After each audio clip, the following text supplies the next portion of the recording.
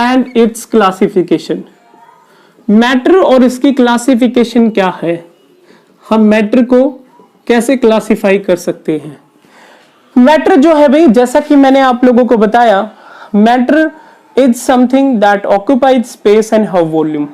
Matter जो है कोई भी ऐसी चीज है भाई which occupies space and have volume, जो स्थान घेरती है और जिसकी कुछ ना कुछ वॉल्यूम है। ओके, तो ये आपके पास क्या है, ये आपके पास है भाई मैटर। अब अगर मैं बात करूं मैटर की क्लासिफिकेशन की, मैटर को हम लोग दो तरीके से क्लासिफाई करते हैं भाई, फिजिकल क्लासिफिकेशन और केमिकल क्लासिफिकेशन। तो मैं एक फ्लो चार्ट ड्रॉ करता हूं। Matter can be classified in two ways. Matter को हम लोग दो तरीके से क्लासिफाई करते हैं। फर्स्ट है हमारे पास प्यारे बच्चों फिजिकल क्लासिफिकेशन, फिजिकल क्लासिफिकेशन। दूसरा है हमारे पास केमिकल क्लासिफिकेशन। फिजिकली मैटर जो है वही वो तीन टाइप का होता है। फिजिकली मैटर तीन टाइप का कौन कौन सा होता है प्यारे बच्चों? फिजिकली मैटर होता है सॉलिड, लिक्विड एंड गैस। और chemically matter is of two type. Chemically matter दो टाइप का कौन कौन सा होता है अभी? प्योर सब्सटेंस और mixture. Pure substance and mixture. अब बेटा प्योर सब्सटेंस भी दो टाइप के होते हैं, that is elements and compounds. और हमारे पास मिक्सचर भी दो टाइप के होते हैं भाई। मिक्सचर कौन कौन से टाइप के होते हैं प्यारे बच्चों? गेस करो। Mixture is of again two type. Mixture दो टाइप का होता है। मिक्सचर हमारे पास होते हैं कौन कौन से? होमोजीनियस और हीट्रोजीनियस मिक्सचर। तो ये हमारे पास भाई क्लासिफिकेशन है मैटर की, फिजिकल और केमिकल। तो ये हमारे पास होता है बेटा homogeneous and हीटेरोजीनियस mixture.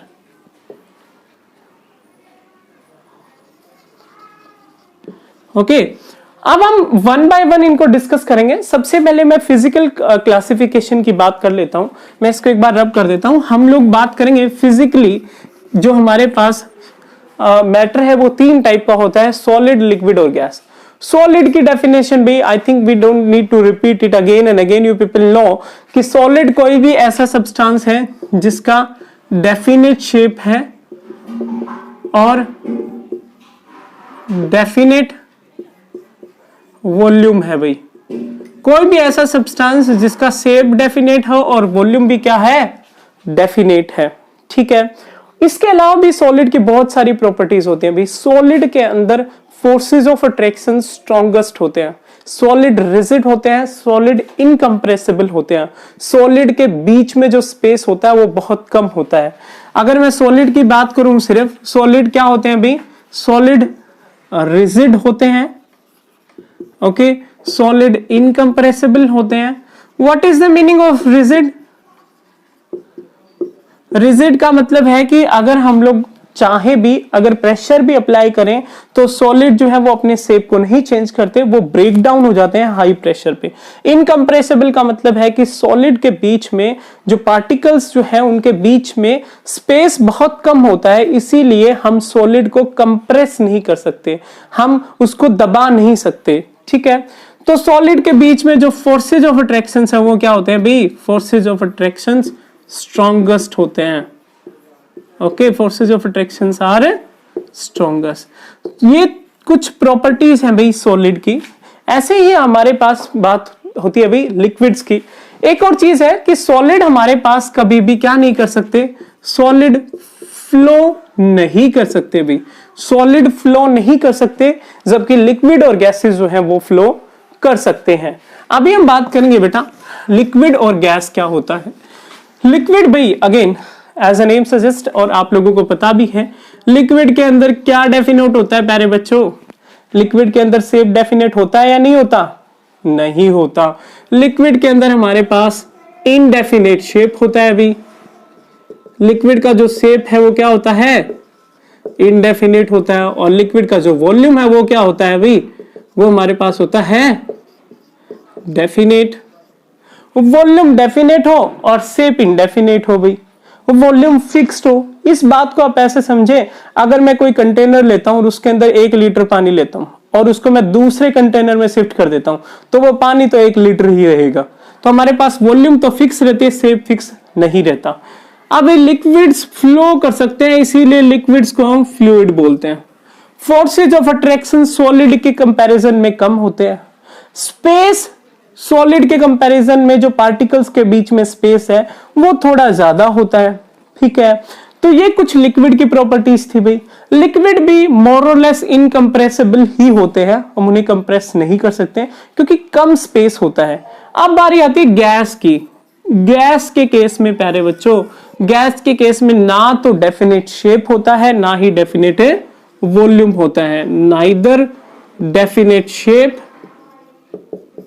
Nor definite volume.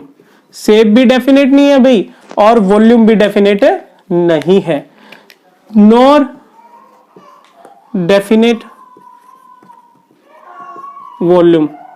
और जो हमारे पास बच जाता है भाई, गैसेस भी फ्लो कर सकते हैं, इनको हम फ्लूइड बोलते हैं। गैसेस के ऊपर अगर मैं प्रेशर लगाता हूं ना भाई, गैसेस हाईली कंप्रेसिबल होती हैं, गैसेस कंप्रेस हो जाती हैं। जैसे सीएनजी कंप्रेस्ड नेचुरल गैस, जैसे एलपीजी लिक्विफाइड पेट्रोलियम गैस। और आप लोगों ने पढ़ा भी होगा कि अगर मैं गैसेस के ऊपर प्रेशर लगाऊं तो पार्टिकल्स पास पास आ जाते हैं, जिसकी वजह से जो गैसेस हैं वो लिक्विड में कन्वर्ट हो जाती हैं। और कई केसेस में तो क्या होता है, गैसेस सीधा ही सॉलिड में कन्वर्ट हो जाती है।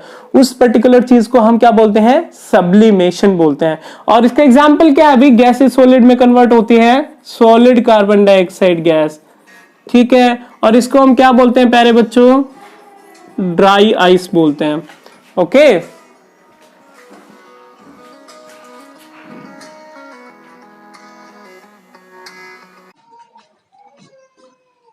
अच्छा, तो प्यारे बच्चों अब हम डिस्कस करेंगे about different type of what is chemical classification of matter.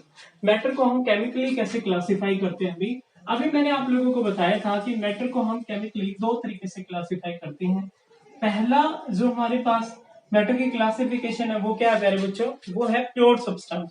और प्योर सब्सटेंस में जैसा कि नाम सजेस्ट कर रहा है, जो प्योरेस्ट फॉर्म में हो उसे हम बोलते हैं प्योर सब्सटेंसेस। और प्योर सब्सटेंसेस 2 टाइप के होते हैं, जो होता है एलिमेंट्स और कंपाउंड्स। तो भाई हमारे पास एलिमेंट्स और कंपाउंड्स में क्या डिफरेंस है, ये सारी चीजें वैसे आप लोग पहले पढ़ चुके हैं, हम एक क्विक रिवीजन सा ले रहे हैं अभी इनका कि एलिमेंट्स और कंपाउंड्स क्या होते हैं। ये क्या है अभी, ये प्योर सब्सटेंस के टाइप है। और प्योर सब्सटेंस केमिकली हम लोग क्लासिफाई करते हैं प्योर सब्सटेंस को 2 तरीके से, एलिमेंट्स और कंपाउंड्स में। तो एलिमेंट्स क्या होते हैं भाई, एलिमेंट्स एक ऐसी चीज है जो सबसे प्योरेस्ट फॉर्म होती है किसी भी मैटर की। It is a purest form of a matter, purest form of matter. और सबसे बड़ी बात यह है कि हम लोग एलिमेंट्स को क्या नहीं कर सकते, एलिमेंट्स को हम लोग ब्रेक डाउन नहीं कर सकते भाई। सबसे पहले डेफिनेशन आई तो उसमें उन्होंने बोला कि elements are the purest form of matter which can not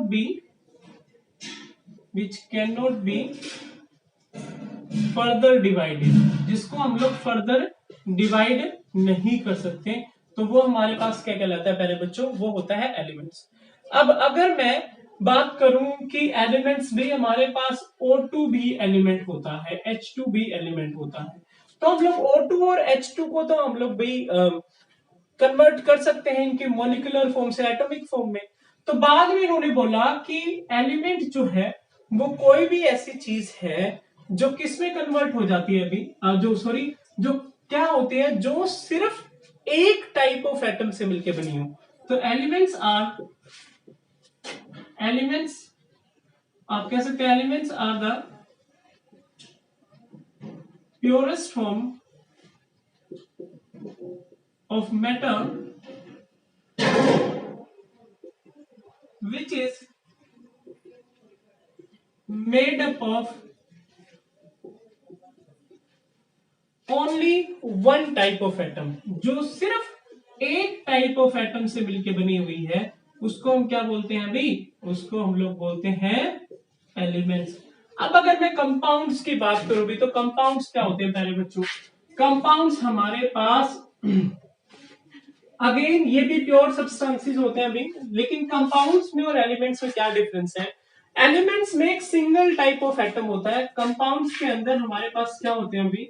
एक से ज्यादा टाइप के एटम होते हैं। कंपाउंड्स में हमारे पास more than one type of atom होते हैं और वो एक दूसरे के साथ एक fix ratio by mass combine करते हैं। So compounds in which more than one element combine, more than one element combined in a fixed ratio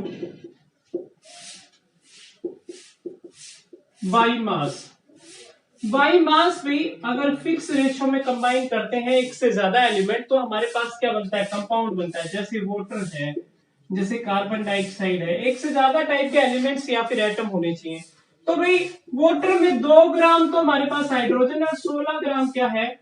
oxygen है। रेशियो क्या आ गया? 1:8 आ गया।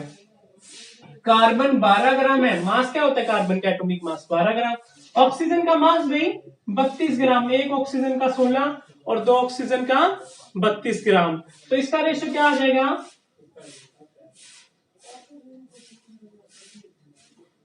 3:8।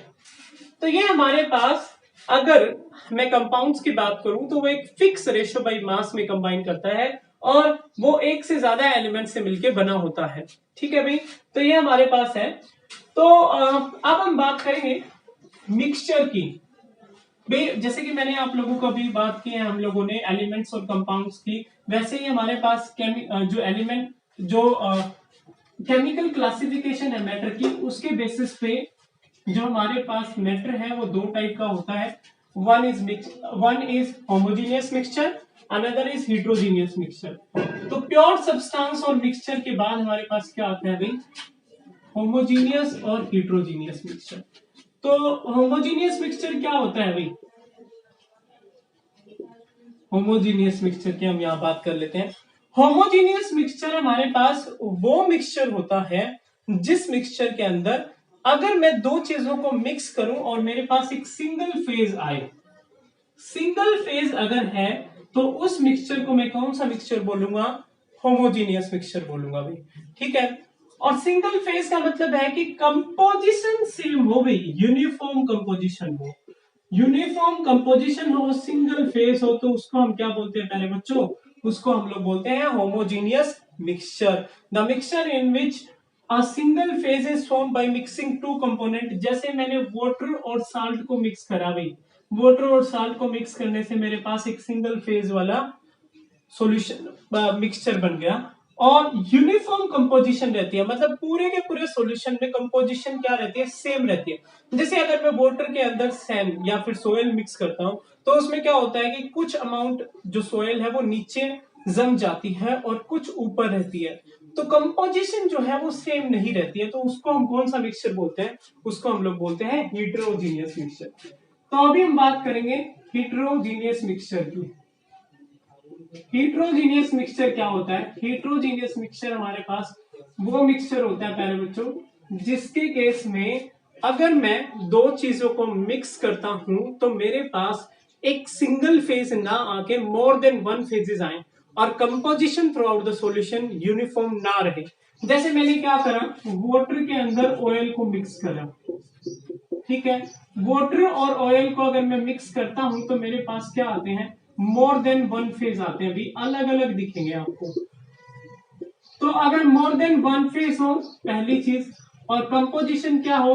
नॉन यूनिफॉर्म कंपोजिशन हो, मतलब आपने क्या करा, आपने 2 चीजों को मिक्स करा और कंपोजिशन या फिर थ्रू आउट द सॉल्यूशन आप देखोगे जिस चीज को आपने मिक्स करा है वो कहीं पे ज्यादा है कहीं पे कम है, तो उसको हम नॉन यूनिफॉर्म कंपोजिशन बोलते हैं। और ऐसे मिक्सचर को हम कैसा मिक्सचर बोलते हैं भाई? हिट्रोजीनियस मिक्सचर बोलते हैं। So this is about the chemical classification of